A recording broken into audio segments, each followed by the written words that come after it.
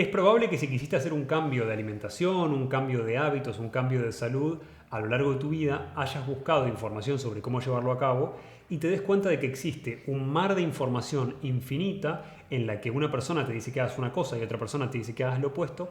Así que hoy estamos con Rubén, que estudió filosofía justamente para buscar la respuesta a esta pregunta. ¿Cómo poder extraer la información y cómo no perdernos en un mar de información que es cada vez mayor y en el que encontramos cada vez más cantidad de información que es contradictoria entre sí, sobre todo a nivel salud y a nivel de bienestar? ¿Cómo estás, Rubén? Hola Sebastián, pues muy bien, muchas gracias por tenerme aquí en tu canal.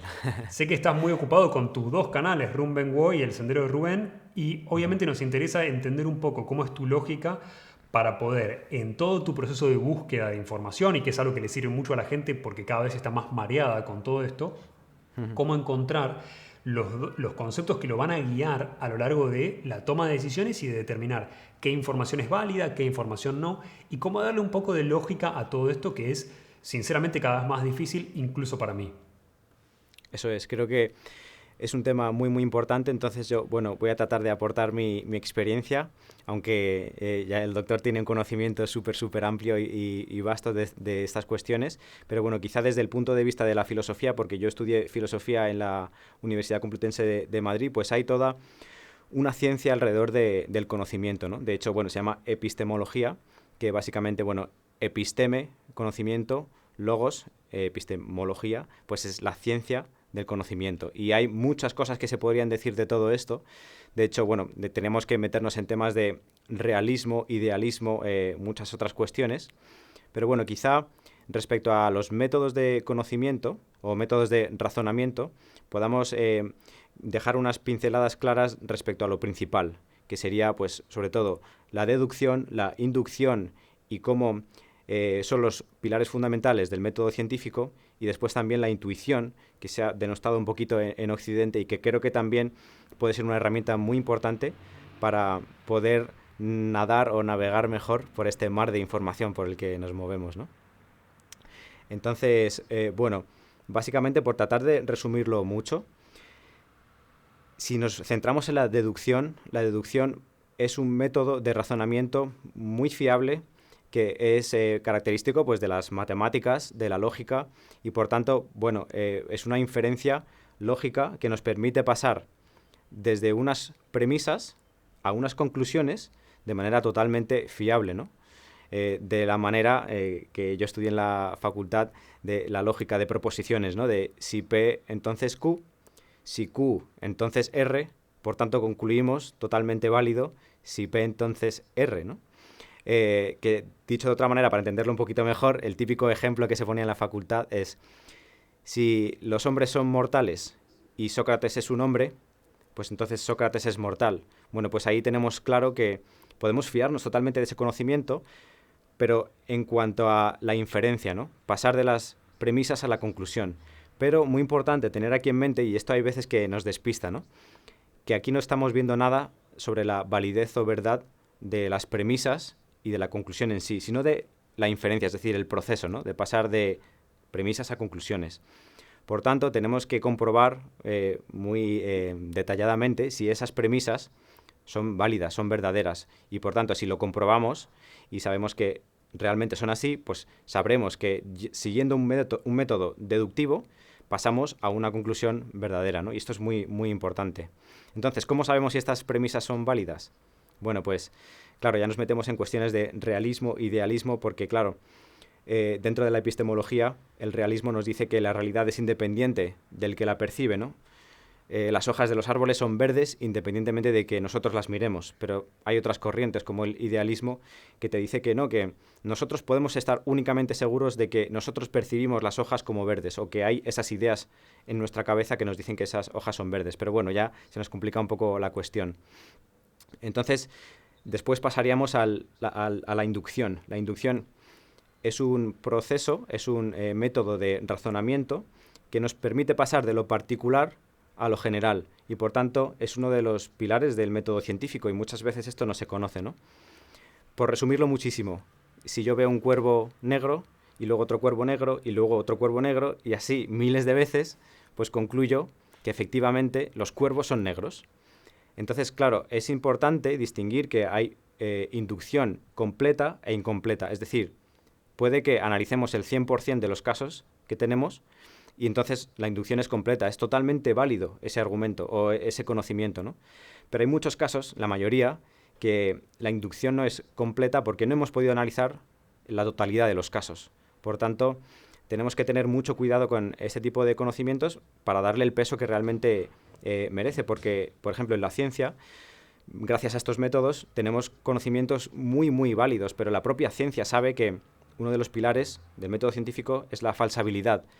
Puede que llegue algún caso que eche por tierra ese conocimiento, porque de repente vemos un cuervo que es blanco. Entonces, bueno, el método científico y los científicos de verdad, ¿no? Pues siempre tienen en mente que un argumento puede ser falsable.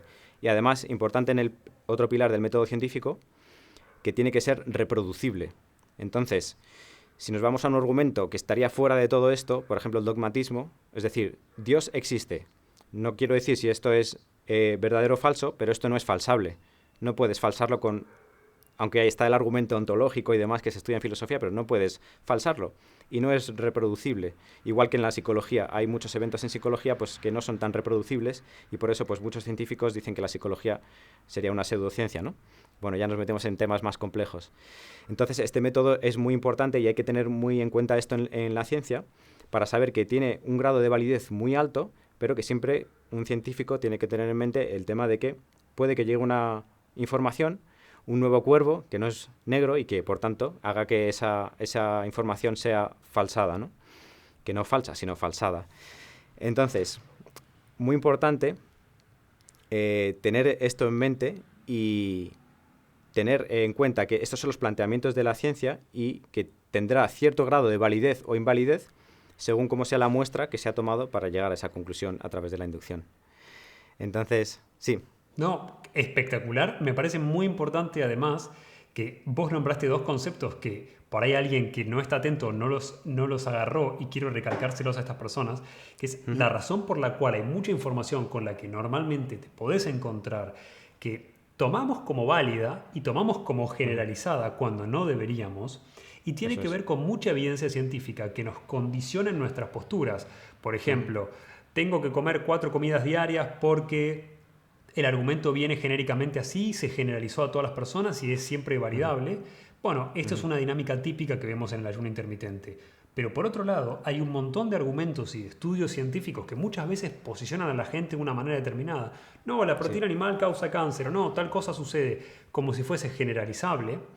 Y esto nos condiciona, este mismo planteo que vos estás haciendo, nos condiciona en nuestra postura alimenticia y en nuestra toma de decisiones a futuro, que va a modificar nuestra calidad de vida y además es muy importante que muchas de estas cosas no son reproducibles y esto quiere decir, o no son reproducibles en todas las personas, y esto es importante ¿por qué? Porque es lo que nos plantea originalmente que no existe una dieta ideal que sea la solución para todo el mundo, que es este planteo de lo que funcionó en mí puede no funcionar en otras personas. Entendiendo que lo que funciona en mí puede no funcionar en otras personas es donde yo realmente digo, bueno, ¿qué herramientas tengo que tomar? A mi caso particular, ¿qué herramientas de la lógica y del proceso de pensamiento normal yo puedo aprovechar para sacar conclusiones y para evaluar esta información y no ser después engañado con respecto a la información porque me marean, porque me quieren vender un producto o lo que fuere, que lamentablemente sucede muchísimo en medicina o por lo menos en mi área, sino que además estás teniendo la posibilidad de entender que algo que no es reproducible para todo el mundo no significa ni que sea bueno ni que sea malo. Si te sirve, espectacular. Si no le sirve a los demás, no significa que sea generalizable. Y esto es importante porque mucha información científica es generalizada por los medios. Y esto es algo importante que todo el mundo tiene que estar atento a no ser engañado con este concepto, donde asumimos que porque algo fue verdad en una situación particular, va a ser verdad siempre. ¿Cómo bajarías con tu conocimiento esto a la vida práctica de las personas que están viendo esta información, como para que salgan beneficiadas con respecto a qué pensar, a qué no pensar y a qué conceptos son válidos para sostener y qué conceptos no se recomendaría sostener porque son quizás susceptibles a engaño, como este concepto de generalizar que todos los cisnes son blancos y encontrarse con los cisnes negros? Digo por el Es que, ejemplo claro, austero. Perdón. sí, sí, sí, es súper interesante. De hecho, me ha venido a la mente algo que me dijo mi profesor de filosofía, pero del colegio-instituto, no ya en la facultad, que era que la expresión saber algo a ciencia cierta era una contradicción en los términos porque el propio método científico sabe que es falsable llegado a cierto punto, ¿no? Entonces, por eso para mí es súper importante entender esto y después lo que dices de cómo traerlo a tierra, para mí es fundamental comprobarlo con la propia experiencia, porque ya lo comentábamos, ¿no? Que la alimentación va a variar muchísimo de persona en persona, de la etapa de la vida en la que estás, de la climatología, de la estación del año, de cantidad de cosas, ¿no? Entonces, para mí siempre ha sido súper importante ser un propio científico con mi propia salud, mi propio camino y probar, experimentar. De hecho, ya uno de los filósofos de la ciencia más conocidos, Karl Popper, decía que realmente la ciencia era lanzar a la realidad redes, ¿no? Que de cierta manera se ajustaban más o menos a la realidad. Y durante un tiempo se ajustaban bien, pero eran falsadas y llegaban a otras redes, ¿no? Pues a mí me parece un poco lo mismo con la vida de uno mismo. Tú pruebas ciertas cosas, lanzas esa red, por ejemplo, esta alimentación, a ver qué tal, este alimento, este otro, ¿no? Estudiar, comprobar y después, según los resultados que uno obtiene, pues sacar ciertas conclusiones, ¿no? Pero no dar nada por sentado y continuar con el método científico, pero en uno mismo, ¿no? Es importantísimo este concepto y es importantísimo el concepto de que algo puede ser falsable y es algo que normalmente sucede. A mí me pasa mucho que la gente lee sobre una información específica y por ahí hay gente que está haciendo un tipo de alimentación. Vamos a dar un ejemplo puntual. Pasa mucho con cetogenia, donde la gente entiende que importa mucho la cantidad de grasa que consuman, pero por otro lado se encuentra con estudios o medios de comunicación que difunden estudios, como por ejemplo, no, el aceite de coco es nefasto para tu salud, que es una de las bases elementales de tener las grasas saludables necesarias en la cetogenia. Entonces, ¿qué pasa con esta información? ¿Cómo es que alguien puede falsear este tipo de resultados o tergiversar la información del resultado realmente, como para que nosotros consideremos algo generalizable como, como aplicable en esta situación donde realmente no lo es y donde realmente lo importante es que alguien que quiera hacer un cambio personal para su bienestar entienda qué información es válida y qué información no es válida?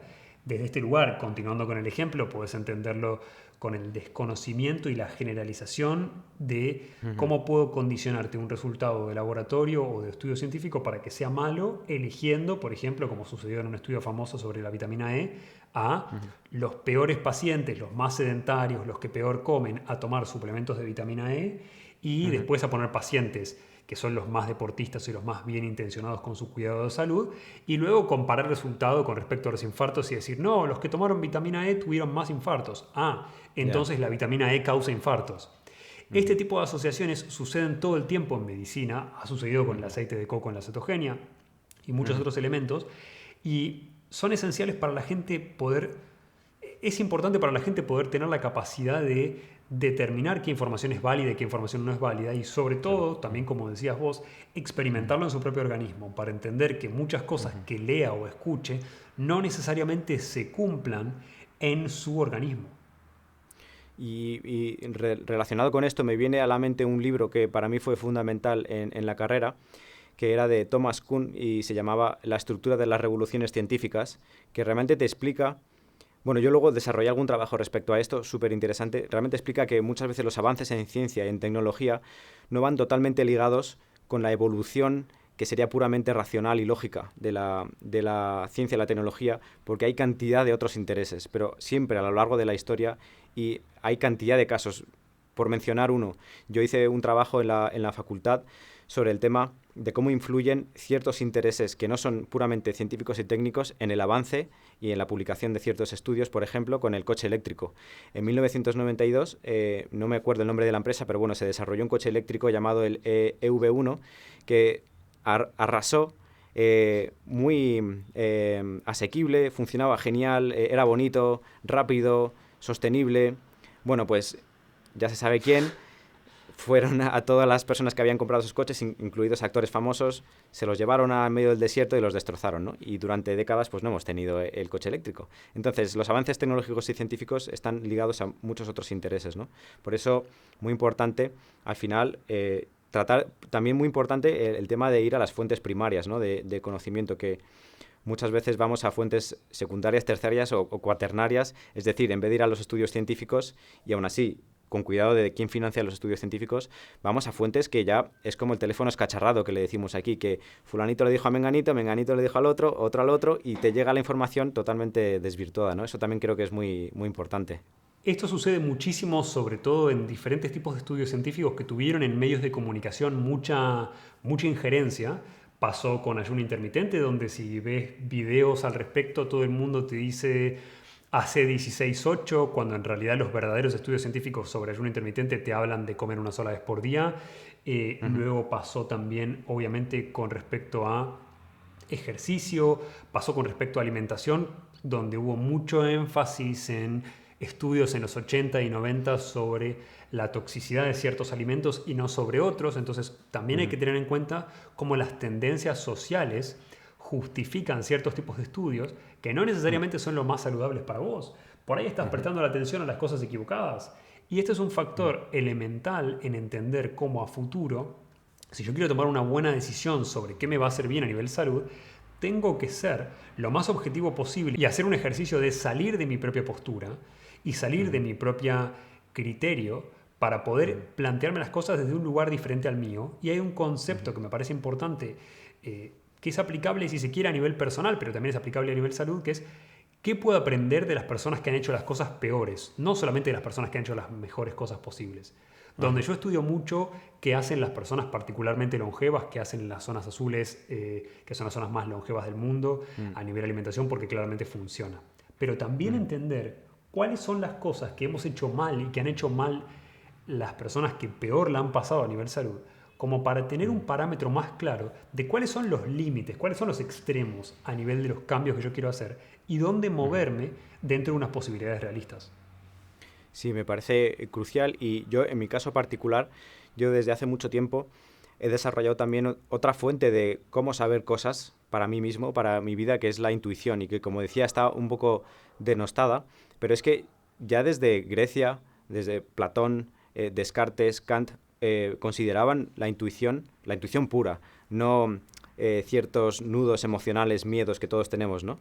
La intuición pura, que tiene otro cariz, tiene otra cualidad, porque nos da mucha información, e incluso hay filósofos conocidos como Bergson que dicen que realmente en filosofía lo único válido, realmente valioso, es la intuición, pero no una intuición intelectual, incluso lo que dice él, porque la realidad misma es cambiante, que esto ya nos metemos también en temas de filosofía, ¿no? Heráclito, el devenir, pero si las condiciones son cambiantes, pues esa intuición que se adapta a lo dinámico es lo que nos puede dar un conocimiento acerca de la realidad. Y yo, por lo menos en mi experiencia, sí que sigo muchísimo mi intuición y creo que es algo que se puede desarrollar. Y sobre esto es muy interesante, por lo menos en mi perspectiva, estudiar el trabajo de Bruce Lipton respecto a cómo tuvo él ese cambio de, como él llama, convertirse a espiritual, en el sentido de que se dio cuenta de que las células de nuestro cuerpo tienen lo que él llama receptores de sí mismo, ¿no? Que saben que esa célula es de ese cuerpo, ¿no? Que esta célula es de mi cuerpo, ¿no? Y que cuando se le cambian esos receptores y se le ponen los de otra persona, la célula no es aceptada. Entonces él se dio cuenta de que, pero realmente, ¿de dónde está recibiendo esta señal esta célula, ¿no? Entonces se dio cuenta de que quizá nosotros estamos recibiendo una señal como una especie de antena, él dice, que no es una idea nueva. Deepak Chopra también habla de que somos realmente como quizá un transistor y demás, ¿no? Que recibimos por lo menos una conexión, ¿no? Que puede ser con los demás, con la Tierra, el inconsciente colectivo de Jung y demás, ¿no? Pero realmente hay una conexión que podemos desarrollar, y para mí eso es muy importante. Pero es que incluso personas como Einstein, ¿no?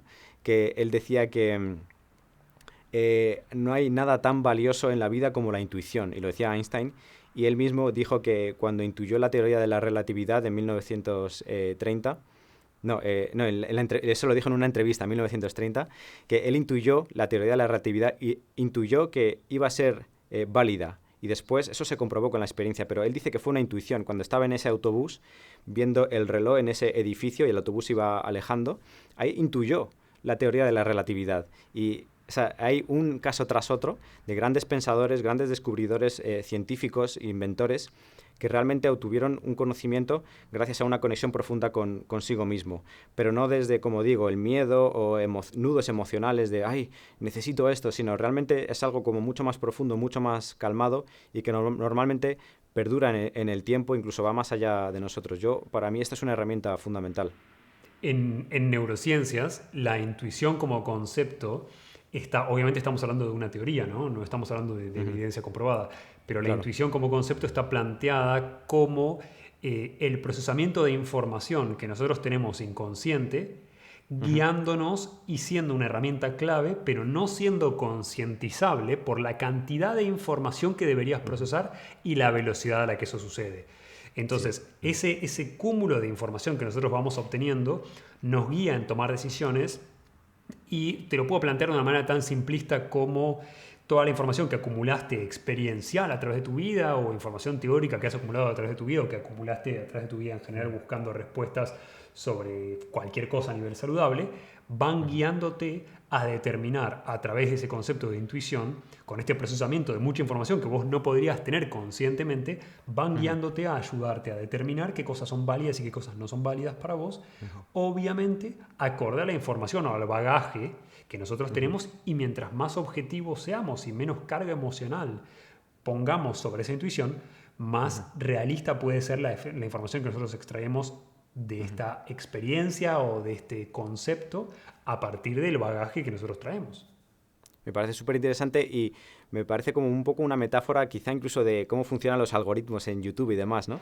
Se ponen cantidad de variables y se introducen cantidad de puntos de información, de datos, y después se procesa un resultado, ¿no? Pero claro, es tan grande la cantidad de información que hay en el inconsciente que no puede ocurrir a nivel consciente, porque se nos iría toda la energía en eso y no seríamos capaces de hacer otras cosas. Me parece muy, muy interesante. Bien, para resumir, para alguien que está tratando de entender cómo buscar evidencia y cómo guiarse por un cierto tipo de información, el concepto que tenemos que tratar de entender y extraer de toda esta información es, en principio, entender que mientras yo más conozca, más puedo confiar en mi intuición, y mientras menos me guíe emocionalmente por conceptos no resueltos, más puedo confiar en mi intuición como información, que siempre vamos a fomentar la experiencia a través de tu propio organismo para que vos puedas determinar qué fue válido y qué no fue válido para vos.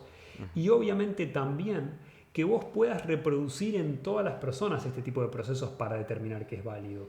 Y siempre y cuando a mí algo me funcione, tengo que entender que no necesariamente implica que le funcione a todas las personas, y que la información, muchas veces la información científica también, es modificable y es falseable, por llamarlo de alguna manera quizás negativa, y es importante que tomes estas pautas como para que no te guíes absolutamente por la información que vos estás escuchando en algún momento determinado, o sobre una información que leas en noticias o donde fuere como válida, sino que hagas tu propia experiencia sobre estos conocimientos y determines vos cuál es la verdad, o cuál es la verdad que vos podés extraer de todo esto. Sí, me parece una muy, muy buena conclusión. Si acaso poner una pincelada sobre el perspectivismo, otra corriente muy, muy potente en filosofía, que mucha gente que haya estudiado filosofía española, el filósofo Ortega y Gasset, pues lo conocerá, porque él ponía el ejemplo de varios observadores del mismo monasterio del Escorial, un lugar aquí muy conocido en Madrid. Entonces, claro, uno está en la montaña tal, otro en la montaña cual, cada uno está viendo una forma diferente, una perspectiva de la realidad, como una arista de ese polígono de 1000 caras diferente. Entonces es muy importante también tener esto en mente, que aunque la realidad o la verdad sea una, cada uno estamos en puntos diferentes y vemos realidades o verdades diferentes, ¿no? Espectacular, espectacular. Muchas gracias, Rubén, por tu aporte. Me parece importantísimo que la gente pueda aplicarlo para guiarse en un mundo que cada vez es más complejo y cada vez está más sobresaturado. Creo que con todas estas herramientas nosotros podemos estar más tranquilos con respecto a qué información consideramos válida, y a entender que no hay una sola respuesta, y que obviamente es una situación condicional, que hay un montón de variables que van a modificarla. Esto pasa con todo, esto pasa con alimentación, esto pasa con hábitos, esto pasa con lógicas y con opiniones sobre temas al respecto. Y es importante que mientras más podamos entender esto, menos conflicto vamos a tener con los demás y más fácil va a ser para nosotros entender qué es útil y qué no es útil en nuestro caso particular. Eso es, bueno, mil gracias a ti. Súper importante esto para no caer siempre al final en argumentos de autoridad. Me lo creo porque lo ha dicho fulanito o menganito, ¿no? Bien, te Pues mando muchas un abrazo gracias. grande y seguramente Otro. estemos colaborando de nuevo. Genial, pues muchas gracias. Nos vemos pronto.